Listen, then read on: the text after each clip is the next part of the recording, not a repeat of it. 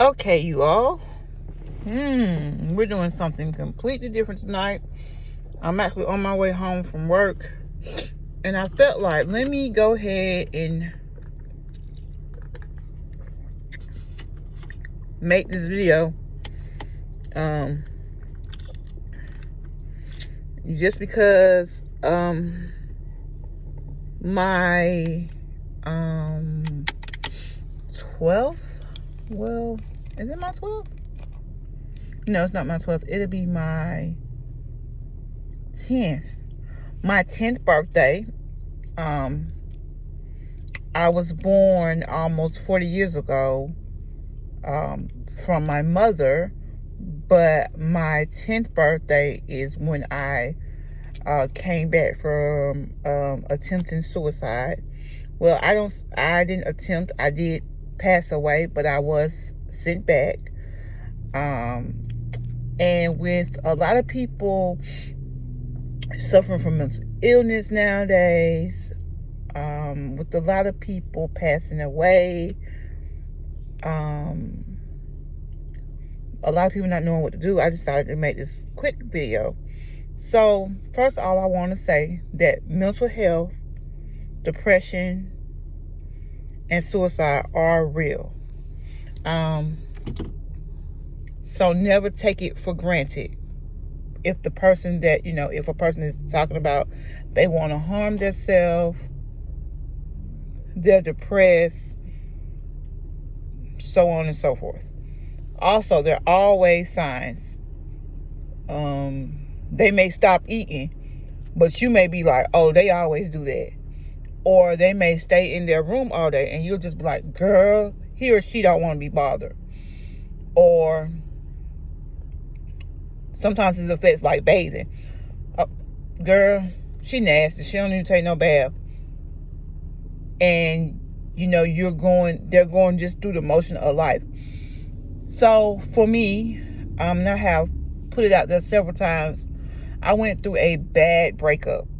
I think what really triggered me was the person that I had invested almost 2 years into turned out not to be that person. He was something completely different, and I had fell for him, like completely falling for the screen smoke. He wanted to give me his last name. He wanted to give me children. Blase, blase, blase. And, that's something that I have always wanted. I want a complete family. Husband, me, kids. So, okay, yeah. And when everything came to surface, he was very sloppy about it because he no longer cared. I found out that he was just doing malicious stuff to me. I don't know if he did it, but he said that he went down to the courthouse to, evict me and my daughter from the home that we once shared. When he left, the woman that he was dating at the time, well, dating on top of dating me, she was a month pregnant. Like I said, we had been together almost 2 years, so throughout that time we had been trying to conceive or whatever.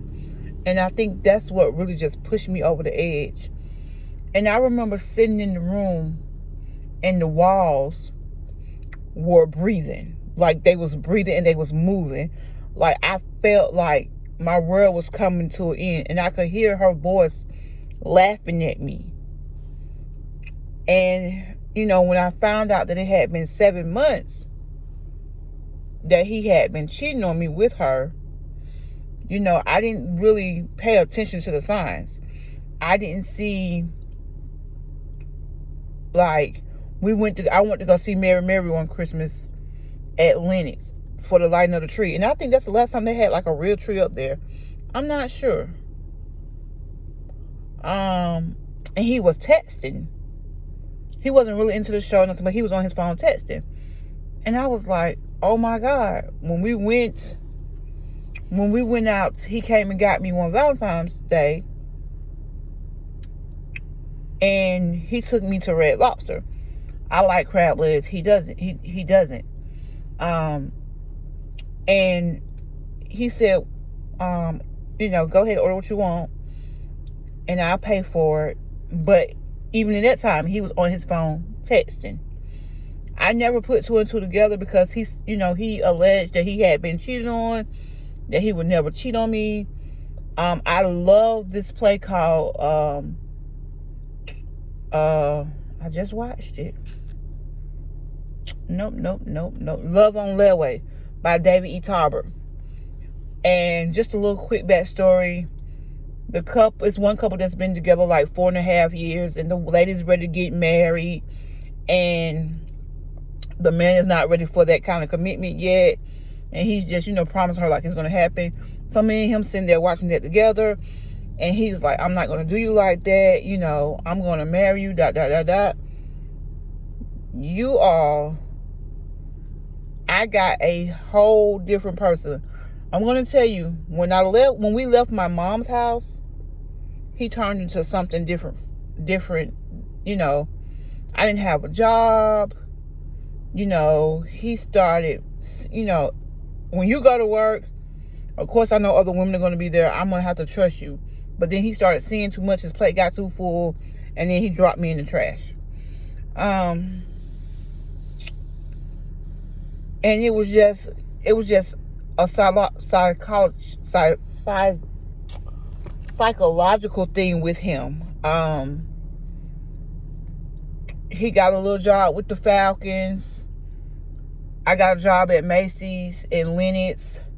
He walked that girl through the store, through my department, knowing 9 times out of 10 that I was gonna be, and I was right there. So it was just a lot of mind games. He wasn't no good for me. And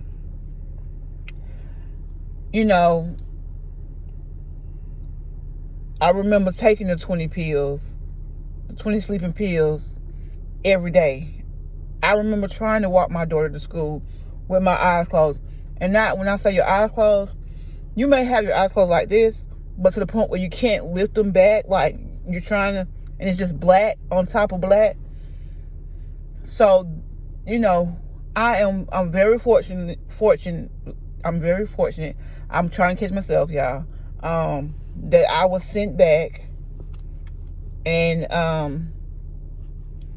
I shared the story a lot about how I survived, how the people that sent me back, I never met these people while they were in the human form.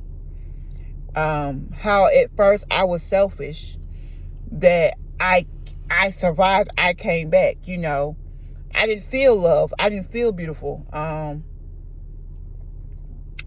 It wasn't until I got with my ex that I started, being acknowledged as beautiful. I don't even have a name anymore. He still calls me beautiful.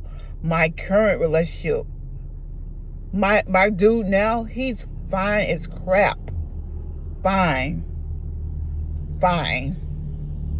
But I didn't think I could stand with nobody, that beautiful. My current man is beautiful. But I didn't think I was beautiful enough to stand with anybody else like that. My current dude lets me know, hey, I want to see your face. Hey, I think you're beautiful. Even when I'm wearing my natural hair, my suicide ex, he didn't care for natural hair. He complained a lot. My dude sent me some money. Well, he flaked on our date, and he sent me the money to go get my lashes, my eyebrows, my nails, and my toes. He sent me the money and told me to go pamper myself. My suicide ex always made me feel like crap. Always made me feel, like I wasn't wanted. Always, made it seem like I was cheating, which I wasn't. It was just too much. And even after I cut my hair off, he made a post about it on Facebook. So, you know, you're not gonna always be there. But, you know, I knew my mom may have loved me. I knew my daughter may have loved me, but I didn't love me. When I was going through my depression, I didn't love me. I couldn't do it. I didn't have a job. I didn't have a car. He came and called the police on me. Called the police on me, was sitting outside with a rifle talking to the girl he left me for. Because he thought I had somebody else in the apartment. And I wasn't even in the apartment.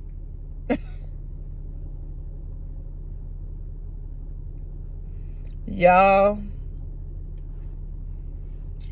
And when he did that, they put out a domestic violence charge on me and him, and we both had to leave. And at this particular time, jobs weren't really friendly. I didn't have a car. I didn't have Section 8, Section 3. I didn't have nothing. And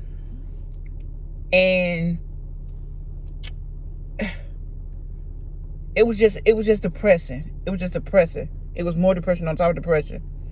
But once I got kicked out of heaven, I decided that, you know, I'm not going to do God's job because, you know, I don't want to go nowhere. That, you know, maybe it's somebody else for me. I ended up linking back up with my high school sweetheart. He's nothing like he was before. I would backtrack with my ex-fiance.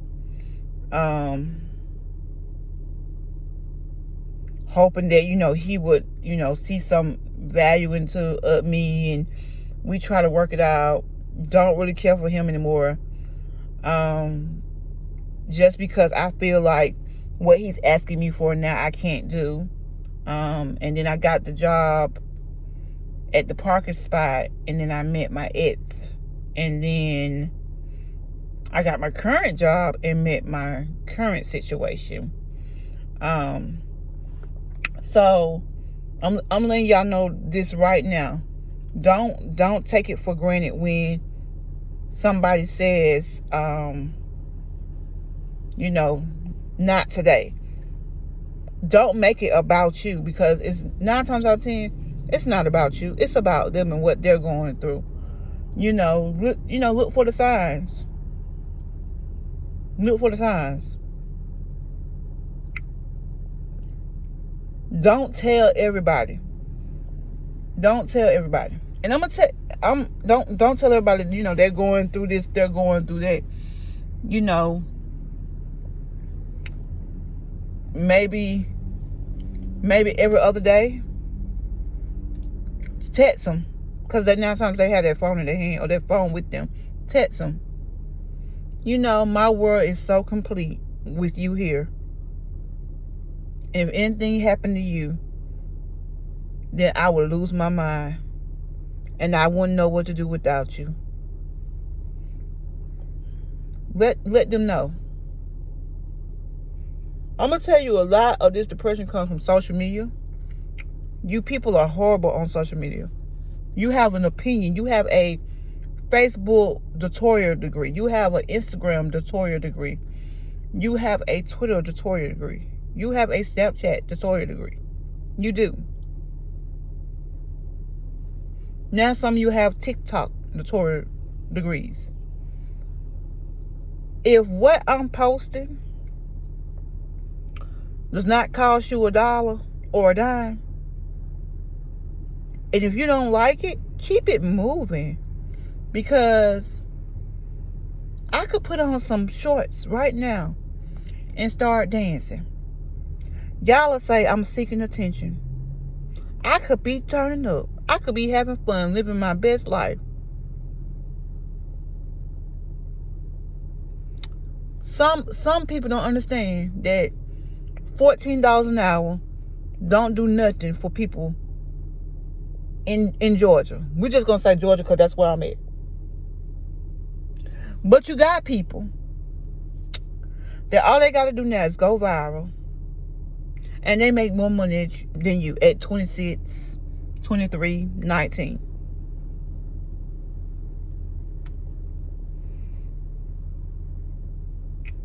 I'm gonna tell you, for me, it was when I started seeing YouTube famous people working, acting just like I want to do. Now, on my pages, this page, wherever I decide to post this at, this page is not popular. Okay? But I post content based on what I want to post. Okay? So, if I don't get no likes, I watch myself over and over again. If I don't get no shares, 9 times out of 10, I'll share my stuff. So, if it don't go viral, I'm okay with that. Some of you have went viral, and some of you have taken it for granted. Some of you have went viral, and it doesn't make no sense why you're viral. I'm just gonna put it out there. Y'all, these rent prices are goddamn ridiculous in Georgia. People don't have nowhere to go. People want something nice, and you penalize all African Americans. You'll put one African American group together. For example, I was staying in a hotel one year, and I'm quiet. 9 times out of 10, you won't really hear from me. I don't even really play music that much. But the hotel clerk put me in the trap with all the loud ones. And I'm not saying that's everybody's fault, but some of you have made it hard for us. I want to go to work, come home, go to sleep. When I want to visit my boo, I go to his house or he come to my house. I have a grandbaby now. I have to make sure she's okay. A lot of these bosses talk to us any kind of way because they feel like they can. But this new generation don't care about a check sometimes. Me, on the other hand, if I quit today, everything around me will crumble. I want to hit the lottery so bad so I could tell my manager to kiss my butt sometime. But see, for me, it's not about my manager. I like my customers. And sometimes they get on my nerve. But I'm not here for my manager. I'm here for my customers. I'm here to make sure that my grandbaby got Pampers on her behind. You know, you reach out to different people and people make fun of you. Or you try to help other people and people go post stuff about different things. And they talking about you, but not talking about you. Tag me in the post. But I didn't want to get off track. I kind of got a little off track. And I was just trying to deliver a positive message. If you're suffering from suicide, if you're suffering from depression, if you're a self-cutter, if you don't know anything, I need you here. I need you here, part of the team. You make a difference, and you are important, and you are loved. All right, baby girl. All right, homeboy. Now, if you need me, if you ever want to vent to me, because I know what it's like to want to vent and can't get it out. If you want to say the same thing 6 times to make it make sense, hey, just comment below and I'll respond. All right, sweetheart? You got this. Bye-bye.